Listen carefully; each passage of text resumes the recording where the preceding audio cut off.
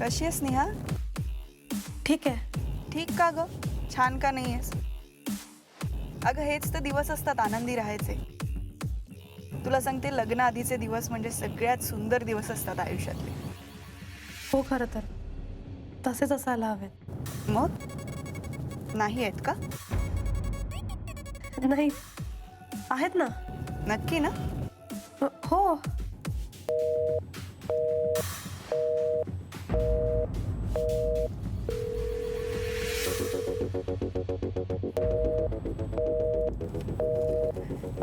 नेहा मला सांग, मिस्टर अजय या केसमध्ये अडकलेत म्हणून तुला वेळ देऊ शकत नाही आहेत का? नाही नाही, तसा काही प्रॉब्लेमच नाहीये. उलट मला खूप आवडतं तो त्याच्या कामावर एवढं प्रेम करतो ते. How sweet. तुझं हेच मत लग्नानंतरही टिकू दे म्हणजे झालं. टिकेल. नेहा, तुझ्या बोलण्यात आज शंका काय येते मला? नाही नाही, काय झालंय नेहा? काही टेन्शन आहे का? मी बोलू मिस्टर अजयशी? नाही नको. नेहा, कधी कधी कमी ओळख असलेल्या माणसाशी ना जास्त कम्फर्टेबली बोलता येतं. जवळचा माणूस पटकन जजमेंटल होतो ना, हे बरोबर ते चूक असा निर्णय देऊन मोकळा होतो. आणि दरवेळेला आपल्याला हेच ऐकायचं असतं असं नाही ना. म्हणून म्हणते की कदाचित माझ्याशी ते कम्फर्टेबली बोलू शकतील. ह्युमन सायकोलॉजी आहे ग, बाकी काही नाही. हो, पण तरीही अजयला नाही आवडणार.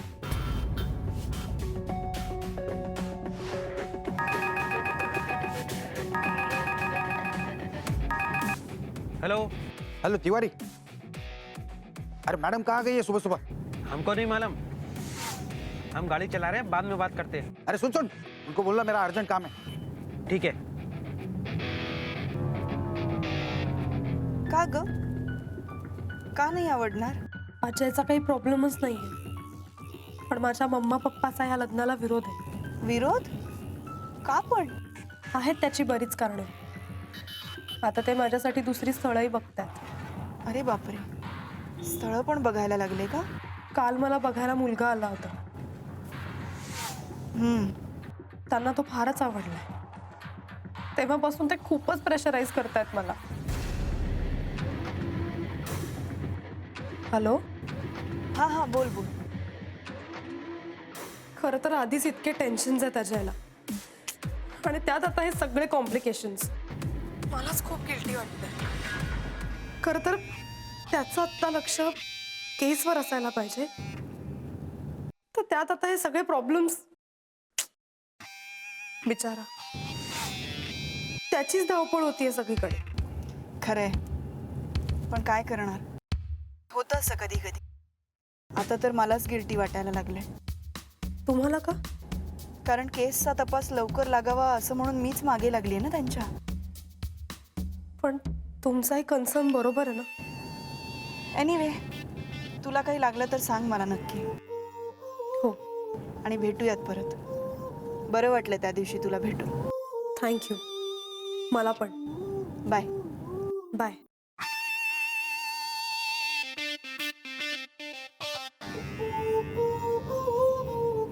तिवारी, गाड़ी रोको.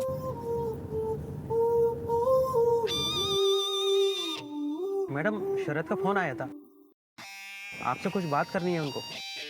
मैं बाद में बात करती.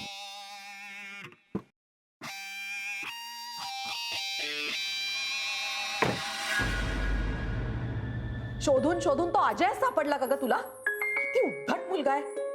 ती बोलला काल तो. इतके दिवस तुझी तक्रार होती की तो काहीच बोलत नाही. अगं पण म्हणून असं डायरेक्ट उद्धटासारखं बोलायचं? मोठ्या माणसांशी बोलायची काही पद्धत असते नेहा. मम्मा, तूच भाग पाडलेस त्याला असं सगळं बोलायला. बास नेहा, उलट उत्तर देऊ नकोस. एवढी सुद्धा मोठी झाली नाहीयेस तू अजून. अच्छा, म्हणजे मी काहीच बोलायचं नाही का? तू म्हणशील ते मान खाली घालून मान्य करायचं. अगं नेहा, मी इतकं रक्त आटवते तुझ्यासाठी आणि तू सारखी आपली माझ्या विरोधात बोलतेस. मम्मा, अगं मलाही आवडत नाहीये हे सगळं, पण तू का अजयच्या विरोधात गेलीयस अचानक? थकले मी याचं कारण सांगून सांगून तुला. नकोच सांगूस मला तुझी कारण, कारण मला ऐकूनच घ्यायची नाहीये. छान, त्या अजयच्या संगतीत राहून तू सुद्धा उद्धट झाली आहेस आता. उद्धट नाही, धीट झाली आहे. नाही हा. बास करा आता. तुम्ही दोघी एकमेकींचं शांतपणे ऐकून घेणार आहात की नाही? खूप ऐकलं मी आजपर्यंत, दोघांचं खूप ऐकलं मी तुमच्या, पण आता इथून पुढे ऐकून घेणार नाही. माझी सहनशक्ती अगदी संपून गेलेली आहे. आता मी काही करणार नाही. खरंच जे काय करायचंय ना ते तुम्ही करायचं. तुम्ही फोन करा अजयला लगेच आणि त्याला सांगा की उद्यापासून या घरात एक पाऊल सुद्धा टाकायचं नाही. मम्मा, हो. मंजुषा,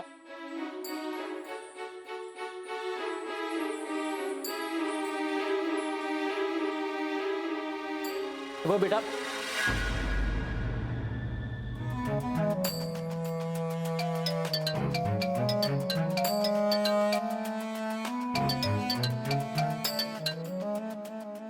बोल ना या. 100 वर्ष आयुष्य आहे तुला. आता तुझ्याबद्दलच बोलत होतो. मग तशी तर तुला 1000 वर्ष आयुष्य, कारण मी तुझ्याच बद्दल बोलत असते. बरं झालं तू फोन केलास. का? बरं मी तुला एक फोटो पाठवतो. त्या मुलाला तू भेटलीस का मला सांग. कोण मुलगा? फोटो बघ आणि मला फोन कर. बर.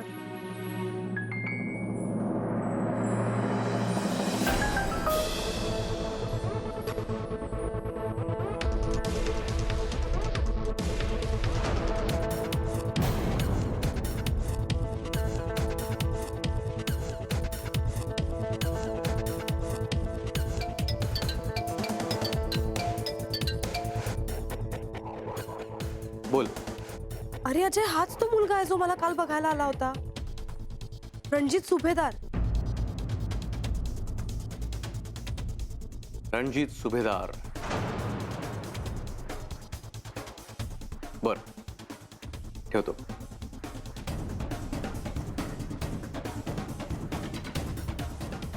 शिला सर. हे रणजित सुभेदारची मला फाईल दे. येस. तुमच्या पायाची धूळ आमच्या गरीबाच्या झोपडीला लागली म्हणायची. ही झोपडी? मग वाघमारे साहेब, तुमच्यासारखी गरिबी माझ्याकडे येऊ? काय घेणार? चहा कॉफी? नको काय. आमच्या पोरेने तुमचं काम केलं बरं का. सुरू केले आत्ताशी. म्हणजे तुमचं काय त्याचं लग्न वगैरे करू द्यायचा विचार आहे का काय? विचार नाहीये, पण चुकून झालंच तर काय हरकत आहे. अहो म्हणजे त्या अजय ठाकूरचं नुसतं केस मधलंच नाही तर आयुष्यातलं लक्ष उडून जाईल. त्याचं काय व्हायचं ते होईल हो. आता माझ्या कंपनीचं काय होतं याची चिंता जास्त आहे मला. अहो कंपनीचं काय? कंपनी इकायची, पैसे घ्यायचे आणि तुम्हाला एवढं वाटतं तर थोडासा शेअर मला बी द्यायचा. पण तसं काही होताना दिसत नाहीये वाघमारे. अहो मॅडम, एवढी मोठी कंपनी इकायची म्हणजे काय खायचं काम आहे का? पण हालचाल तरी करताय का? सगळं मीच करतेय. याला पाठवा, तयार करा, त्या अजय ठाकूरला डिस्ट्रॅक्ट करा.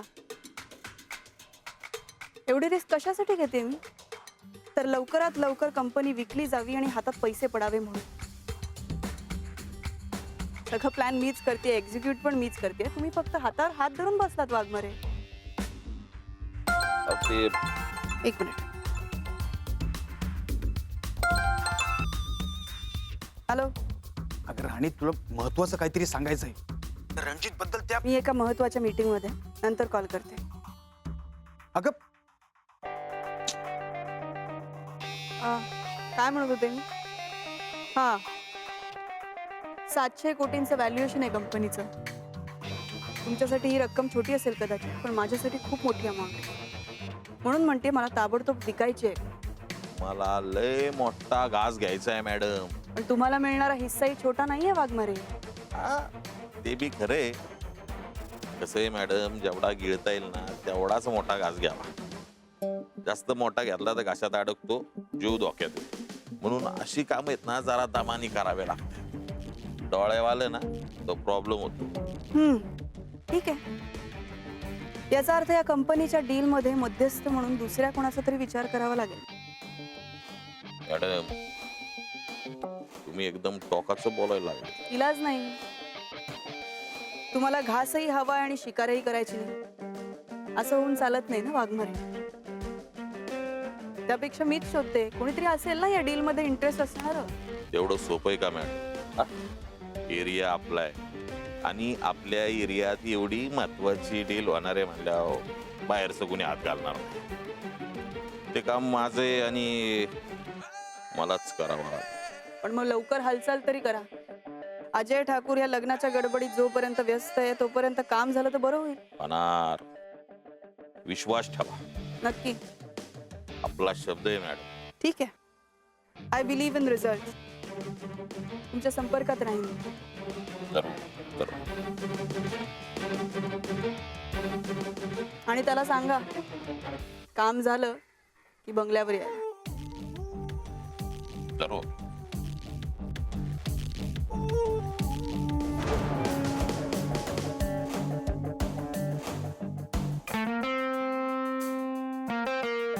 चलो. मॅडम शरद, तू इथे कसा काय? राणी तू फोनच उचलत नाहीयेस माझा. अरे वाघमाऱ्यांशी बोलत होते मी. त्यांच्यासमोरच त्यांच्या माणसाबद्दल कसं बोलणार? पण सकाळपासून गायब आहेस तू. शेवटी याला फोन केला आणि इथे आलो. झालंय काय पण एवढं? संगीतानं रणजित बद्दल पोलिसांना सगळं सांगितलं. हो. तिला एवढे डिटेल्स कसे कळले? डिटेल असं नाही. पोलिसांना तिने एवढंच सांगितलं की रणजित आणि वाघमारे आपल्या घरी आले होते आणि तुम्ही तिघही मिळून अजय ठाकूरच्या लग्नाबद्दल काहीतरी बोलत होता म्हणून. संगीताला तर मी आत्ता काही करू नकोस. थोडक्यात वाचलोय आपण. वाचलोय. नक्की? हो. म्हणजे तिच्या सांगण्यावरनं तसं काही सिद्ध होत नाही. हो पण विचार तर केला जाईल. विचार केला तर काहीतरी सुचेल, अंदाज बांधला जाईल, पुरावे शोधले जातील आणि कदाचित मिळतीलही. नाही, मला नाही वाटत इतकं पुढे जाईल सगळं. शरद, संगीताला नक्की याहून जास्त काही कळलं नाहीये. मला तरी तिने एवढंच सांगितलंय. म्हणजे अजून खोलामध्ये जाऊ शकतो, पण आल्या आल्या खूप प्रश्न विचारले असते तर संशय आला असता तिला, म्हणून गप्प बसलो. शी. या सरदेसाईंच्या घरात मनात आलेला विचारही सगळ्यांना कळेल एक दिवस. काहीच लपून राहत नाही इथे. सगळे सगळ्यांच्या आयुष्यात नाक खुपसतात. सुखाने जगू देत नाही कोणी. राणी, यापुढे सावध राहायला हवं तू. मी सावधच असते शरद. मग हा गोंधळ का झाला? अरे मला असं वाटलं होतं की अजय ठाकूर हतबल होईल, त्या नेहाच्या घरी पण धुमाकूळ उडेल. आता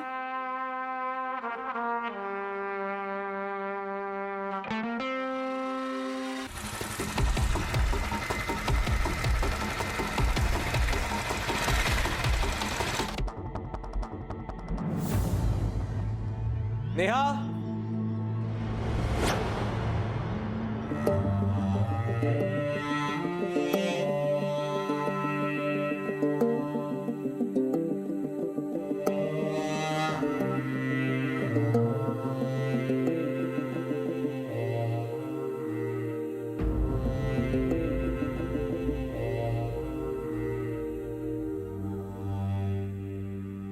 मला तुमच्याशी जरा महत्वाचं बोलायचं. नेहा, आज जा. का? कारण आता आम्ही जे बोलणार आहोत ते तुला आवडणार नाही म्हणून. नेहा, इथेच थांब. कारण मी जे बोलणार आहे ते तू ऐकणं गरजेचं आहे. वा, छान. आता तू मला उघड उघडच विरोध करायला लागलास की. विरोध करायचा आहे म्हणून मी करत नाहीये. आम्ही सुद्धा तुमच्या लग्नाला करायचं आहे म्हणून विरोध करत नाही आहोत. मंजुषा, प्लीज. अगं, अजय काय म्हणतोय निदान ऐकून तरी घे ना. आता काय वेगळं ऐकायचंय? त्याला जे काही म्हणायचंय ते ऑलरेडी म्हणून झालंय, हो ना? मला जे बोलायचं आहे ते एकदा ऐकून तरी घ्या. होच का? म्हणजे अजून काही सांगायचं राहिलंय तुझ्याकडून?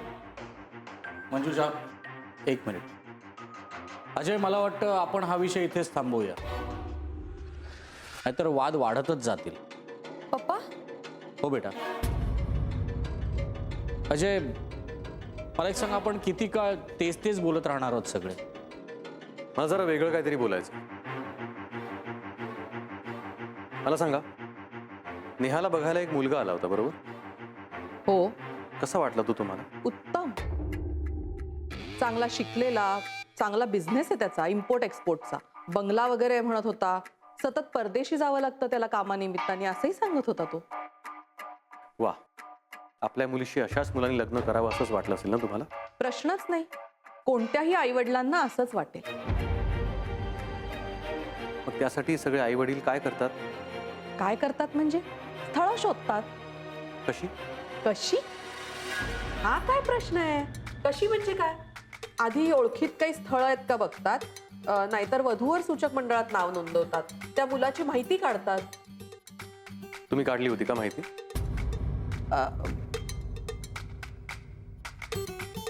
नेहाला जो मुलगा बघायला आला त्याची तुम्ही चौकशी केली होती का? हो, म्हणजे त्यांनी त्याची माहिती सविस्तर सांगितली होती. बरं, तो एकटा आला होता का त्याच्यासोबत काही माणसं होती? नाही, आई वडील नाही आहेत म्हणाला, पूर्वीच वारलेत असं काहीतरी म्हणत होता. अगदी सोयीचं उत्तर. म्हणजे काही नाही. त्याची आणखी काही चौकशी केली होती का तुम्ही? हो, म्हणजे पुढे आता करणारच होतो. कधी? लग्न ठरल्यावर? असं कसं करू आम्ही?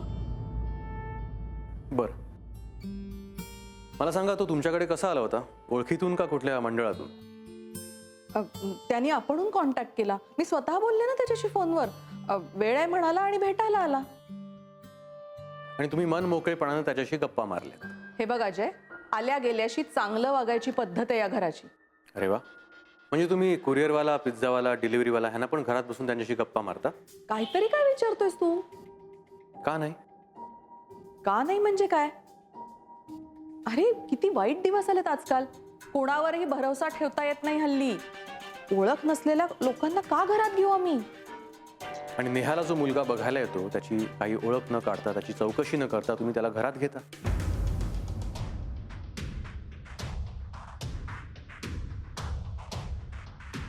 आणि मला खात्री आहे की तुम्ही त्याच्याशी गप्पा मारल्या असणार, त्याला घर दाखवलं असणार, त्याच्याशी अनेक खाजगी गोष्टी शेअर केल्या असणार. असं कसं करता तुम्ही? अरे अरेंज मॅरेज मध्ये हे असंच असतं.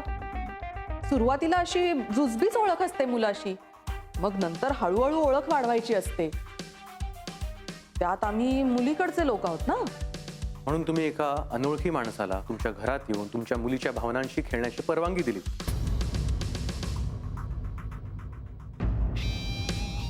Ajay, for your kind information, हे आमचं घर आहे, तुझं पोलीस स्टेशन नाही. त्यामुळे कोणत्याही प्रकारची उलट तपासणी किंवा चौकशी करायचे कोणतेही अधिकार तुला दिलेले नाहीये. आय एम सॉरी काकू, पण मला हे करावं लागतंय. कारण जेव्हा सुशिक्षित माणसं असं करतात ना, तेव्हा मला राग येत नाही, दुःख होतं. आपण जेव्हा दुकानात वस्तू खरेदी करायला जातो तेव्हा 50 प्रश्न विचारतो, पण तुमच्या मुलीच्या लग्नाचा प्रश्न असताना तुम्ही साधी त्या मुलाची चौकशी पण नाही करत.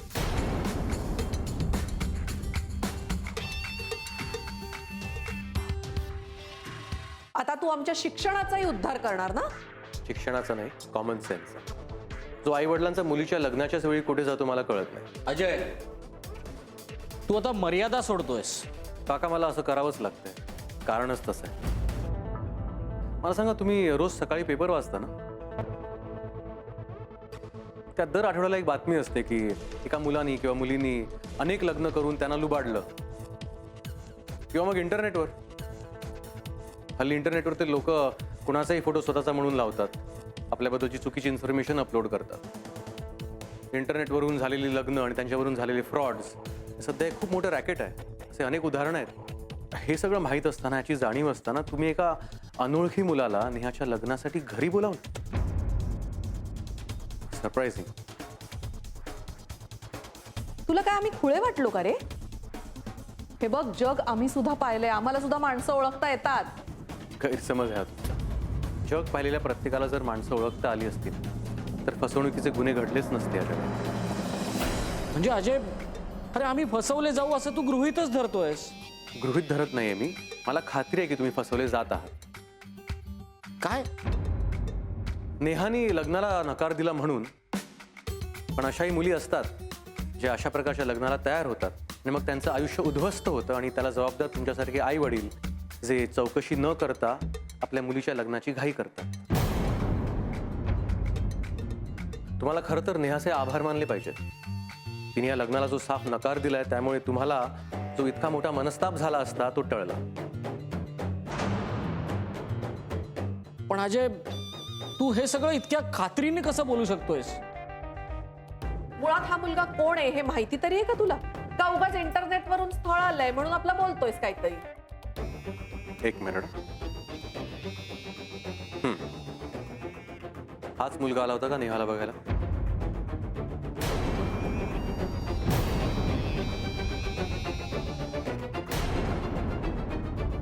त्याचं नाव काय म्हणाला होतात तुम्ही?